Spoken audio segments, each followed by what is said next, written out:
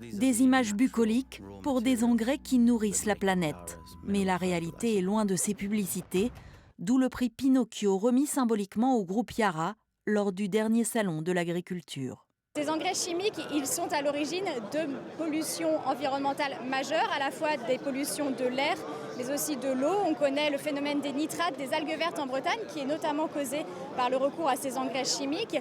Un problème bien connu par les associations qui surveillent l'estuaire. L'un des 3 sites français se trouve à Montoire de Bretagne et rejette dans la Loire de l'azote, du phosphate en quantité industrielle. L'usine elle dispose d'une autorisation de rejet de ces eaux, mais avec des quantités d'azote qui sont limitées à quelques dizaines de kilos par jour. Et là, elle est sur des rejets qui dépassent plusieurs centaines de kilos par jour régulièrement. Autre problème, les fumées de l'usine qui dépassent de moitié les émissions autorisées de particules fines. Depuis presque 10 ans, l'État demande des travaux contre ces pollutions. En 2015, l'industriel avait bien rénové ses égouts, mais des difficultés financières semblent ensuite avoir freiné les choses. L'industriel, par rapport aux injonctions du préfet, puisqu'on travaille pour le préfet,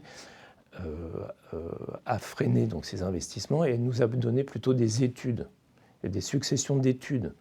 C'est-à-dire que ces études remettaient toujours au lendemain le fait de faire des investissements et des travaux pour dépolluer les principaux rejets de cette usine. En fin d'année dernière, l'État a donc produit une mise en demeure. L'usine a commencé les travaux d'un mur de confinement autour du plus dangereux des ateliers pour éviter les fuites d'acide nitrique, l'un des produits de base de ces engrais. L'objectif du mur, justement, c'est d'avoir un effet cheminée qui fasse que le gaz monte plus en hauteur et se dilue avant de pouvoir justement avant de s'étendre, on va dire, dans l'atmosphère. Donc l'intérêt, c'est d'avoir une dilution du nuage qui fait que on en minimise les effets.